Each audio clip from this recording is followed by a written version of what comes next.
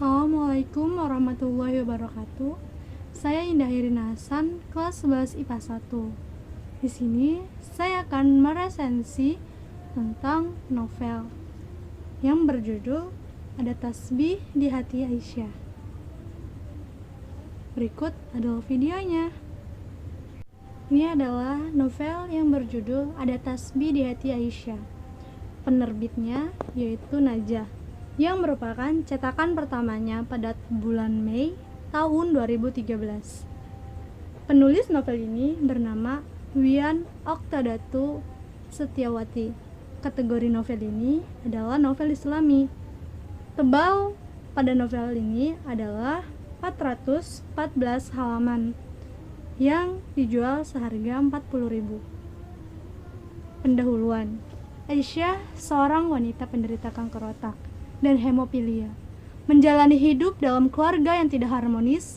Sementara itu, Abi, seorang penderita gagal ginjal, terminal dan kanker hati, hidup bergelimang harta dan wanita. Mereka pun bertemu. Lalu, apa yang akan terjadi? Lanjut kepada bagian resensi pada novel ini. Wanita itu bernama Aisyah. Aisyah tinggal bersama ayah, ibu, dan adiknya. Mereka hidup sederhana, tetapi mereka hidup bahagia. Kini, kebahagiaan itu berubah menjadi kepedihan saat mereka pindah rumah. Saat itu, Aisyah berusia 13 tahun. Ia memasuki masa remaja. Kebahagiaan sirna karena ayahnya difitnah menggelapkan uang perusahaan tempat ayahnya bekerja, dan perselingkuhan ayahnya dengan teman kerjanya. Sejak saat itu, sikap ibu dan ayahnya sering bertengkar dan berubah. Sering sekali, Aisyah dan adik-adiknya menjadi pelampiasan kemarahan orang tuanya. Banyaknya konflik yang terjadi membuat batin Aisyah tertekan. Tidak jarang pula, ia mengurung diri di dalam kamar dan tidak jarang ia menyakiti dirinya sendiri. Semua hanya ia pasrahkan kepada Allah Subhanahu wa Ta'ala. Suatu hari, ia bertemu dengan Abi. Ia seorang lelaki yang penuh dengan dosa. Sejak orang tuanya bercerai dan disakiti oleh perempuan yang ia sayangi. Semenjak itu, ia selalu hidup dengan hura-hura, seperti mabuk-mabukan dan perbuatan maksiat lainnya. Pertemuan mereka berawal saat Aisyah hendak ke toko buku. Tiba-tiba, Abi hampir aja menabraknya. Melihat keteguhan hati Aisyah, Abi pun menyukainya, karena baginya Aisyah adalah wanita soleha. Melalui Aisyahlah Abi bertaubat dari segala dosanya. Sebelum mereka berpisah, Abi memberikan tasbih yang sering ia gunakan untuk berzikir dalam sholatnya. Ia berharap tasbih ini akan mengantarkan doa untuk kesembuhannya agar mereka dapat berjumpa lagi. Suatu hari Aisyah pergi berjalan-jalan sendiri ke toko tersebut. Di toko buku itu, ia bertemu dengan Abi dan ibu Abi yang bernama Tante Vika. Tante Vika menganggap Aisyah adalah anaknya sendiri, karena Aisyah mengingatkannya pada anak perempuannya yang telah meninggal. Setelah sampai rumah, Aisyah bertanya dalam hatinya, siapa sebenarnya nenek yang ada di rumahnya? Ternyata nenek itu adalah orang yang memberitahukannya tentang tabir masa lalunya. Ternyata dia bukan anak kandung ibunya selama ini, yang bernama Ibu Wina, melainkan ia hanya seorang anak pelacur yang telah dibuang dan dipungut oleh ibunya saat ini. Nenek itu ingin menunjukkan ibu kandungnya di rumah sakit karena sedang sakit. Saat di perjalanan, nenek itu memberikan surat dan kalung dari ibu kandungnya. Saat ia membaca surat tersebut, ia terkejut dan keluar dari taksi karena ingin menyendiri. Setelah ia keluar dari taksi, tiba-tiba sebuah mobil melaju dengan cepat yang akhirnya menabraknya. Aisyah pun dibawa ke rumah sakit.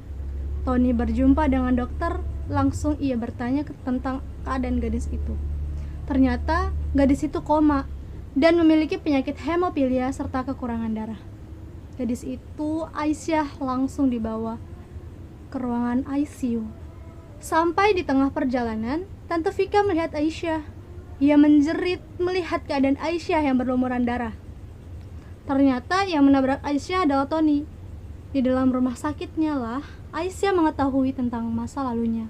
Ibu kandungnya bernama Ibu Sarimah, ayahnya bernama Bayu, dan ibu tirinya bernama Ibu Husna, dan kakaknya bernama Tony. Kini ia memiliki 4 orang ibu. Setelah kesehatan Abi dan Aisyah pulih, keluarga mereka ingin melangsungkan pernikahan di rumah. Keluarga mereka tidak ingin membuat acara pernikahan yang menguras tenaga dan pikiran Aisyah dan Abi. Mereka hanya mengundang saudara dan rekan bisnis perusahaan. Abi tak henti-hentinya mengucapkan rasa syukur kepada Allah atas sebuah nikmat yang ia telah rasakan. Ia sangat bahagia telah dipertemukan dengan Aisyah, yang kini menjadi istrinya. Baginya, Aisyah adalah sosok wanita yang sangat sempurna. Wanita yang tidak hanya cantik parasnya, tapi juga hatinya. Karena kini Aisyah tidak pernah menolak ajakan Abi untuk melayani layaknya tugas istri kepada suaminya, dan tidak pernah membuatnya marah. Keduanya selalu sibuk ibadah dan sungguh-sungguh. Mereka selalu berikhtiar dan berdoa agar mereka diberi waktu panjang, agar mereka dapat merasakan kebahagiaan yang lebih selama ini. Setelah mereka menikah, mereka pergi dan tinggal di Singapura untuk berobat kanker hati, dan di sanalah Abi akan operasi penyakit gagal ginjal terminalnya. Karena menurut ayahnya, dokter yang ada di rumah sakit Mount Elizabeth yang terletak di Singapura merupakan dokter-dokter yang sudah ahli dan profesional. Saat itu, Abi menerima tawaran Tony sebagai pendonor ginjalnya. Aisyah sangat shock mengetahui itu. Namun, setelah penjelasan ibunya, ia merasa tenang. Abi pun kini hidup dengan normal. Ia tidak lagi harus melakukan cuci darah yang seperti selama ini ia lakukan. Kini, ia mulai beraktivitas seperti biasa. Ia mulai bekerja di salah satu perusahaan konsultan bangunan di Singapura. Aisyah sangat bahagia. Setelah 4 bulan pernikahan, Aisyah akhirnya hamil. Mereka berdua dan keluarganya sangat bahagia mendengar kabar bahagia itu. Namun di balik kebahagiaan itu, datang lagi sebuah ujian penyakit gagal ginjal terminal Abi kambuh. Karena Abi tidak pernah check up lagi. Ia terbaring lagi di rumah sakit. Ia harus cuci darah lagi. Tidak lama Abi di rumah sakit, akhirnya ia meninggal. Semua sangat sedih melihat itu. Tetapi mereka yakin bahwa Allah tidak akan menguji hambanya melebihi batas kemampuan hambanya. Aisyah sangat terpukul dengan kejadian tersebut. Untuk menguatkan hatinya, ia selalu berzikir dan berdoa kepada Allah, serta selalu mengingat pesan Abi untuk menjaga janin yang ada di dalam rahimnya. Hari-hari dijalani dengan kesabaran. Ia selalu berdoa bahwa semuanya akan berjalan dengan baik. Ia pun selalu tidak henti untuk mengerjakan sholat malam dan membaca Al-Quran. Ia ingin anaknya mengenal Allah dan mencintai Al-Quran sebelum ia lahir ke dunia. Saat itu, Aisyah merasakan sakitnya begitu sakit. Ia berteriak dan beristighfar. Dokter pun menawarkan bagaimana kalau Aisyah melahirkan secara sesar. Namun Aisyah menolaknya. Ia merasakan bagaimana rasanya melahirkan.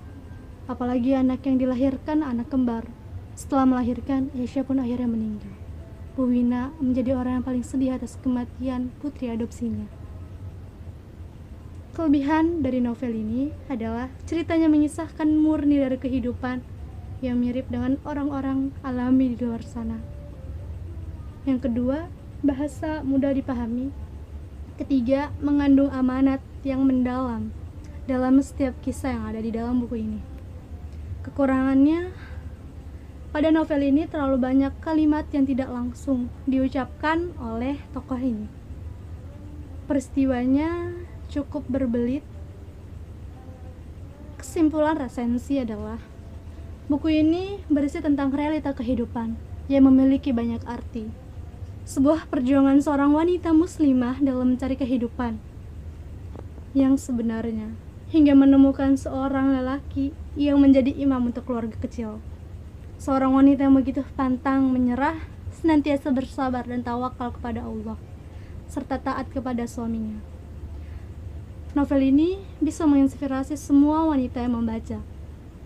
Banyak hikmah yang terdapat untuk dijadikan pembelajaran dan menerapkan dalam kehidupan sehari-hari. Sekian dari saya, kurang lebihnya mohon maaf. Wassalamualaikum warahmatullahi wabarakatuh. Bye bye.